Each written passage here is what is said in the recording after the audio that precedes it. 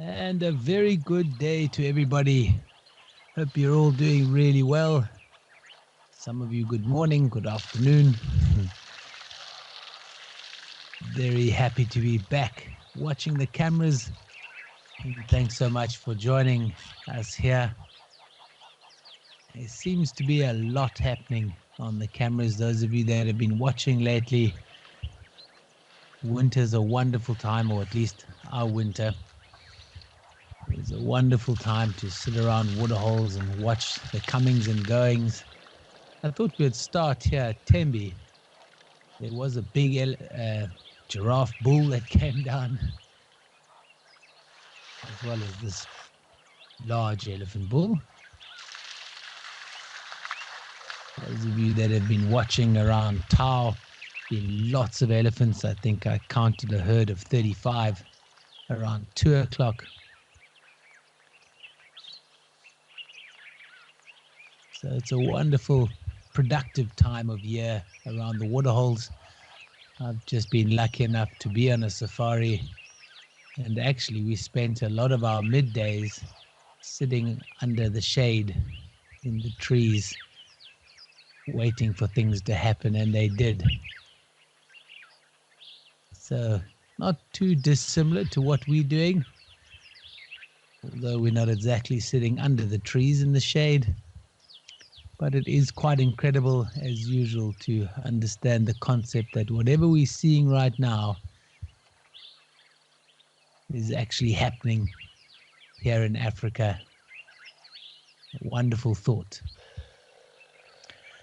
Folks, as usual, if you've got any questions with regards to what we're looking at, I've got some great highlight videos that Russell's very kindly put together for us, and some pictures as usual, some great snapshots. We'll keep an eye on the live cameras, but yeah, for the next half an hour, let's see what we have, what comes our way. And it's always wonderful to engage with everyone. If you do have any questions, send them my way. The first thing that struck me as I started to watch the cameras again over the last couple of days is how quickly winter sets in. It's a whole lot drier than it was. There's almost no more green grass to be seen, except just a little bit there on the left-hand side of the screen. Otherwise, the grass has died back. Nice and dusty. There's Ellie's having a good dust bath there. That hasn't changed.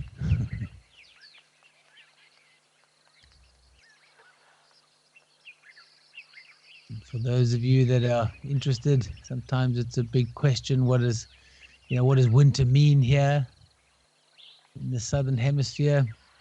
Well, it's not exactly the same as yours in the north. I would say our winters are quite similar to your summers, maybe even a little warmer, especially in a place like this in Tembe. Oh, that Ellie having a good old scratch behind the ears. You can almost feel his satisfaction.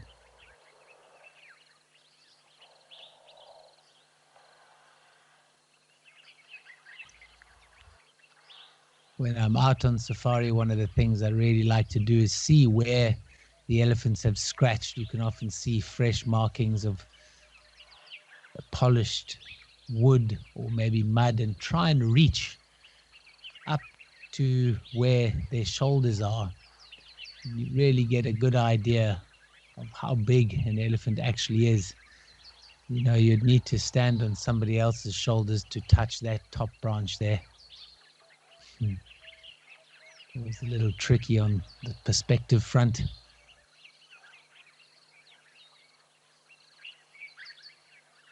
But yeah, so at the moment, it's probably around 25 degrees Celsius, and I would say maybe 80% humidity as opposed to 95 in summer. But the nights get a bit cooler, nice and crisp. I saw some photographs of some snapshots of the moon lately, beautiful clear shots, as well as some star photography. And that's quite typical for the winter months when the air is much cooler, it sinks lower and gives nice clear skies.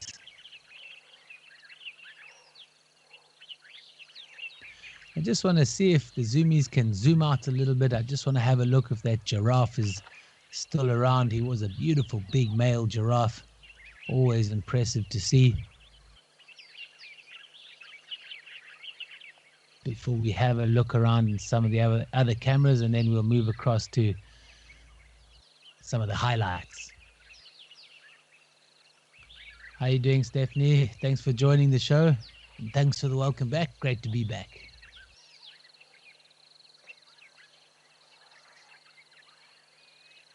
Just want to give a bit of time for the zoomie to get the message. A raptor's just flown in there. Didn't get a clear view. It's also really, that's not a raptor, that's Egyptian goose. I'm not sure if that was its partner that came in first.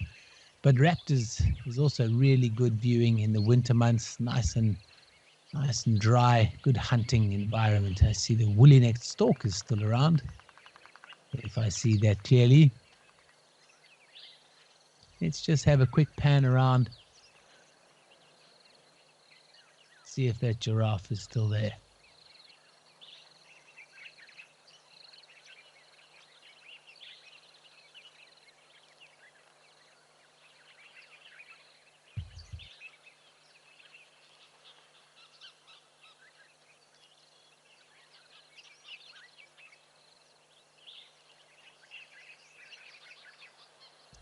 He looks like he's disappeared. And as the camera's panning, it's quite interesting again. Not much green left, or at least not that really bright green. But I'm pretty sure that if one had to go and have a close look, you'd see that there's acacias that would be full of leaves, enough for that giraffe to feed on. Doesn't look like we're going to get another view. That's okay. Let's just go across to Tau quickly. There's been a lot of activity around Tau lately. We've got some highlights of some lions that moved through in the last couple of days. Like I said, a big herd of elephants who were there not too long ago clearly disappeared, but looks like some zebras in the far corner.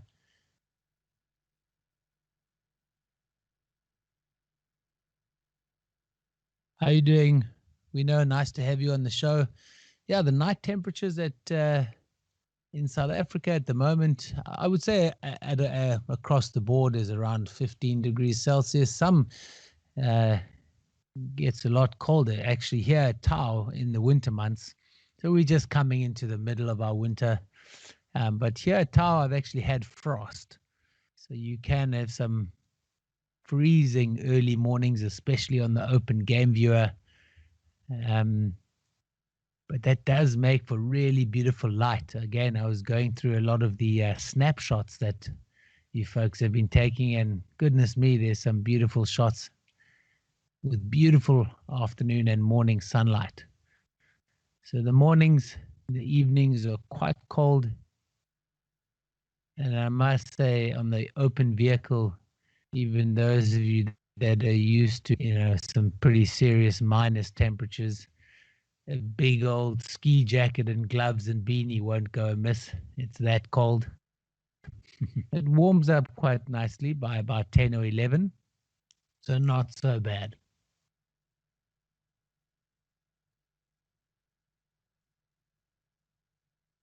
Okay, so we have some zebras, some wildebeest, the usual suspects hanging about. Let's keep panning across just quickly. There were some elephants on the far right-hand side of the waterhole.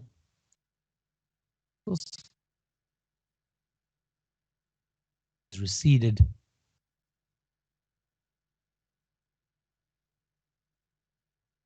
I'm sure we'll start to see more crocodile activity. I saw a wonderful snapshot of a big crocodile sunning itself on the Olifants river banks. When it was all flooded, we didn't get to see them that much. Okay. So it looks like everything's moved off as usual. Heard I was coming.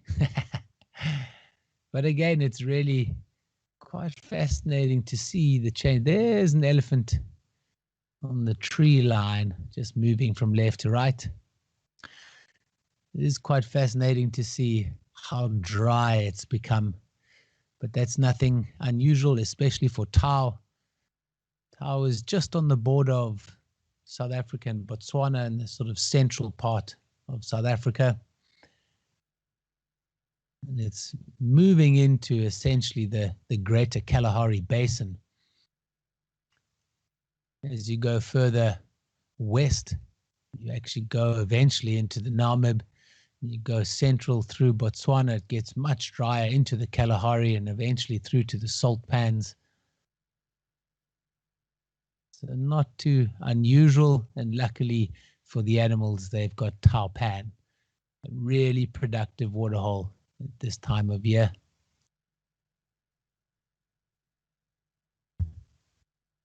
So while we wait and see if anything comes down to the live cameras, let's cross over to some of the videos that we've put together over the last couple of days. As usual, there's some really interesting things over a 24-hour period. Obviously, we don't all have the time to keep watching the cams, unfortunately, but it does give us a really good idea as to what goes on while we're not watching.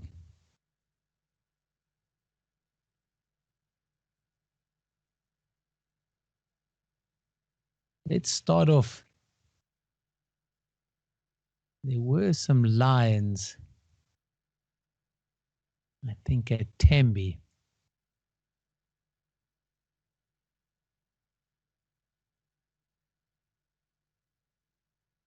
There we go. Max is just going to get that across to us.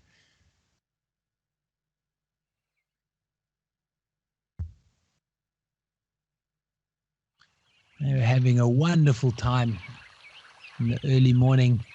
Just a beautiful sighting of the Tembe pride that we often see at the waterhole here. There's the big female with the collar on her. Again, just to reiterate, that's a really important part of conserving the well-being of the pride of lions. It's also the well-being, I guess, of the community that surround Tembe, trying to keep the peace between the two, minimize the animal-human conflict. As soon as this pride might move in towards the communities that surround the reserves, there's a signal that'll get sent out by GPS, and the cavalry will be sent out to get the lions back into the park. Really important to keep the peace. A beautiful lioness, phenomenal condition. Just look at her. She's almost shining. So the winter months can be really good for predators in general.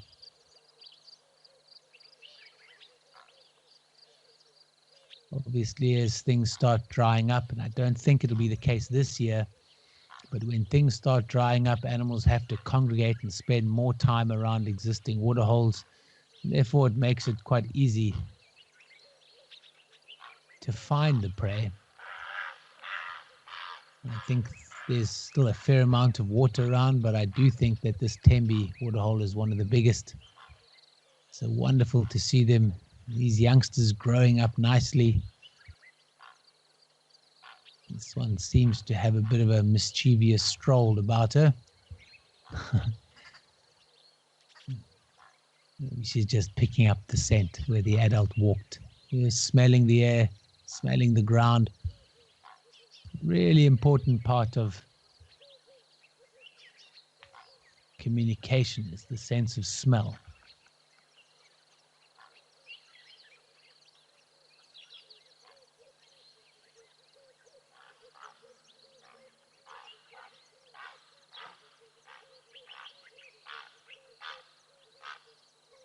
Sounds like a grey heron's not happy with the presence of the lions.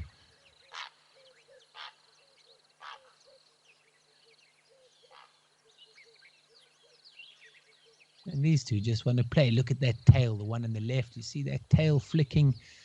Those of you that have cats at home, it's not a dissimilar behavior where they get really excited as that tail starts to twitch. Those ears of those two lions were pointed straight forward. We can actually see how clearly that black shows up. They've just heard something else on the left. You see that reaction. Again, it's quite nice to watch that and see how sharp they are. They are in their environment, very attentive. So there's some other lion video. Oh, there we're back on the live cam of an elephant at Tembe, just taking his time. That's exactly where the lions were playing. Wow, look at the size of his ears, really big ears. That'll keep him nice and cool in the summer months. How you doing, Sue? Nice to have you on the show. Great question. What animal would you love to be surprised to see, and on what camera would it most likely appear on? Goodness me. I must say a pangolin wouldn't be a bad surprise. And my guess would be the first camera I could see that at is maybe in Kora. I've spent a fair amount of time in that vicinity, in the general vicinity. And out of the 5 pangolins I've seen in my life, 3 of them have been in that area, that Sabi Sands area. So I would go with that, pangolin at Nkora. Let me know if you see one. I don't know if anyone has actually seen or maybe not even sure what a pangolin looks like. Scaly anteater, I guess, not dissimilar to an armadillo, except quite a lot bigger. They have been on the limelight lately when it comes to endangered and trafficked species. So that's one of the reasons why I've only seen 5 of them in almost a lifetime of guiding and living in the bush. But really special animal to see. My second guess would probably be somewhere around Tau. I've seen 2 pangolins a little bit further west on a reserve west from Tau, so it's not impossible. But I tell you what, if you see one of those, somebody better get a snapshot. I won't believe you otherwise.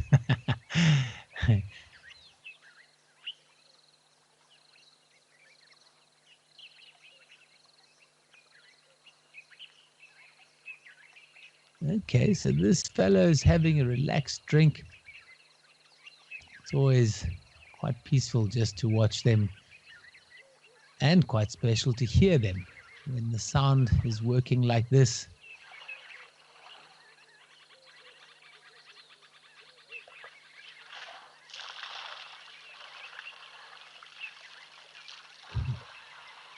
The splashing and the sucking up of water.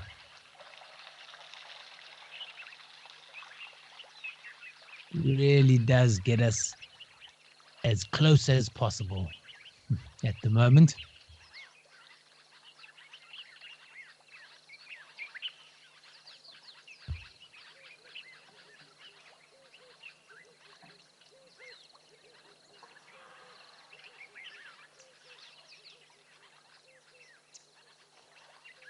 Okay, so while he's having a peaceful drink, let's go across to some lions that were seen at Tau.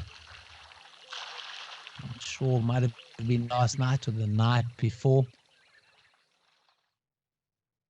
But there has been a fair amount of lion activity.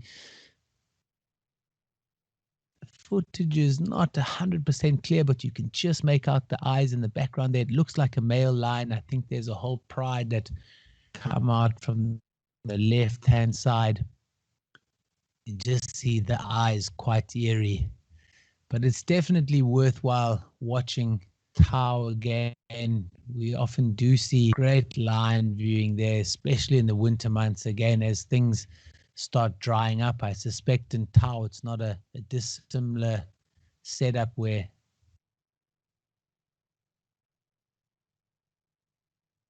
the other water holes might have dried up. There's another one. Just giving each other a loving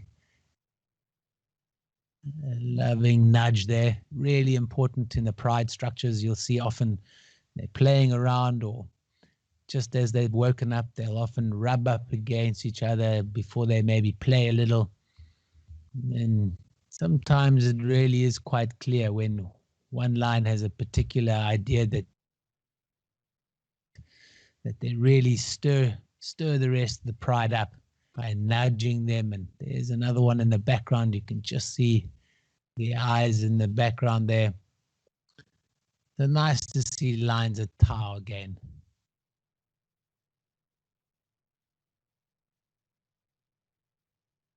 Just want to have a look at one or two more highlights. There was a highlight of a lovely herd of buffalo that came into Nkorapan. We're certainly not short of activity around the waterholes these days. And again, it's that general theme of winter in the bush is a really good time. A lot of people ask, what is the best time if one could choose to come to the bush? And anywhere May, June, July, August, September, even October, although it gets really hot in October, but it's probably the best months with regards to game viewing because it's so hot and it's still really dry. So spending time at these waterholes or watching the cameras in particular, I mean, this is an incredible sighting. Beautiful big herd of buffalo. I always love how when we do catch them start to arrive at the waterholes, how they just keep pouring out. In this case of the open plain on the left, sometimes they come from the right-hand woodland. I saw some footage from yesterday. There was a clan of hyenas around here feeding on something, what might have been a wildebeest, difficult to tell. I wonder if it wasn't a young buffalo. There's also been some good lion activity around here, so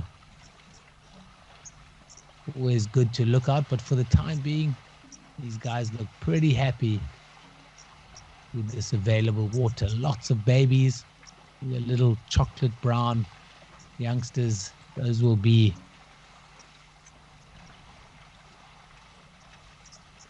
somewhere in that 3-month category.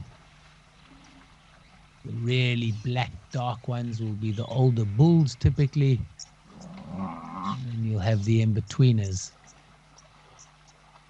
Let's just have a listen to their sounds. You can hear the oxpeckers, you can hear the buffalo.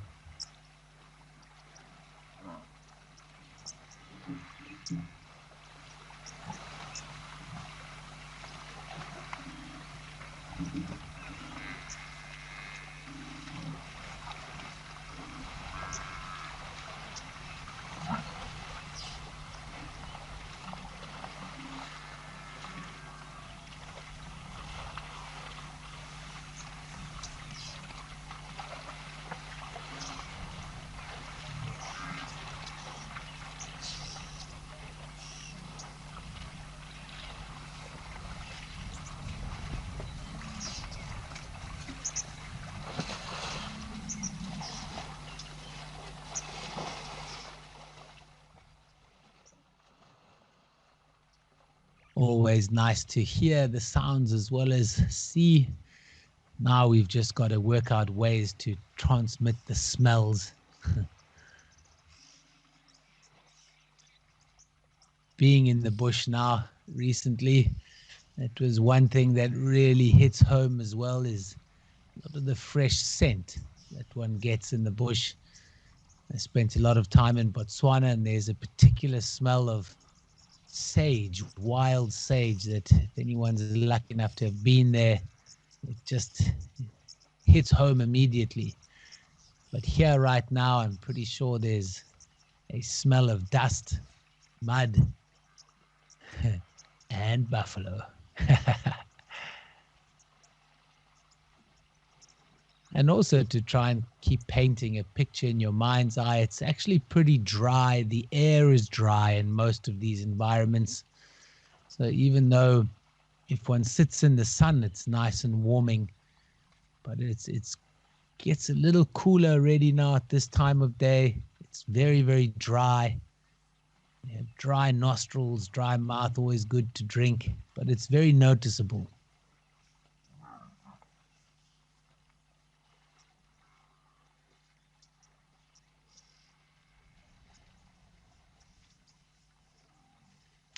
Annie, how you doing? Thanks for joining me on the show. Yeah, just to get to your question, yeah, when there's some animals, we do turn the camera away if we're not so keen on showing those animals. You'll know which one I'm talking about.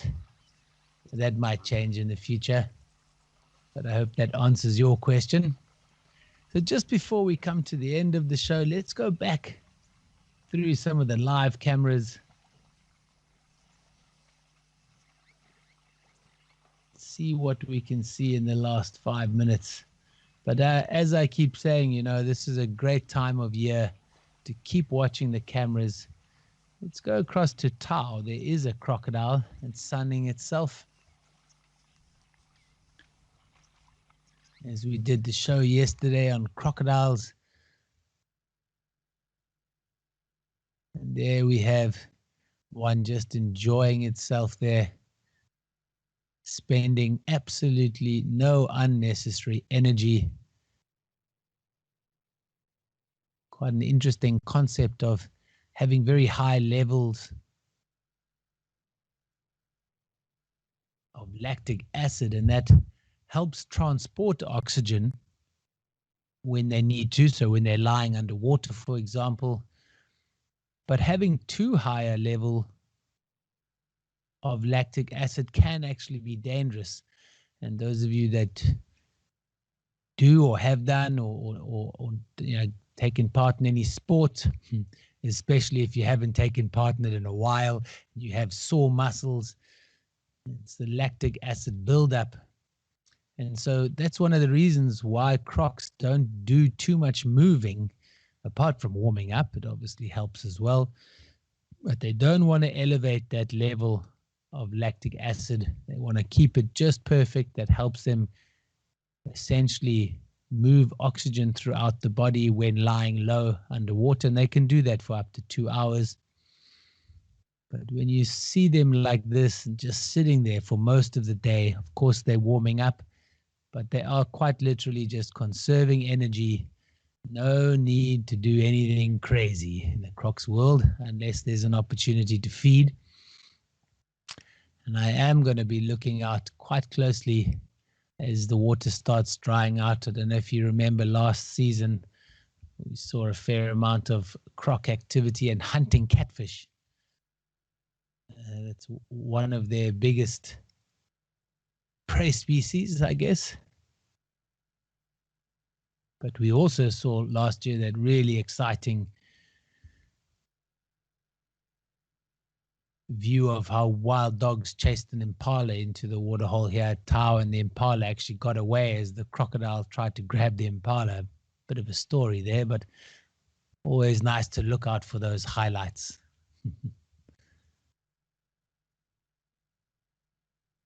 Let's have a look around again. Just want to see if anything's changed. Yeah, why don't we finish off at Nkora? Let's have a look for that pangolin. We'll have to settle for a wildebeest and impala for the time being.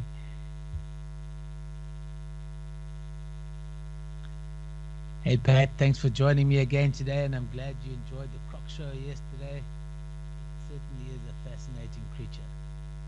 When it stays in the water and I stay on land, we can be friends.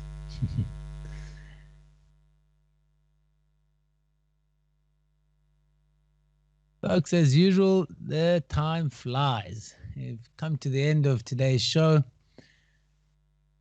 but I would, as usual, recommend, especially at this time of day, and late morning. Keep watching the cameras. You never know what you're going to see. This is a really good time of year to look out for all sorts of interesting sightings. Thanks so much for your time, and I'll catch up with you again next week.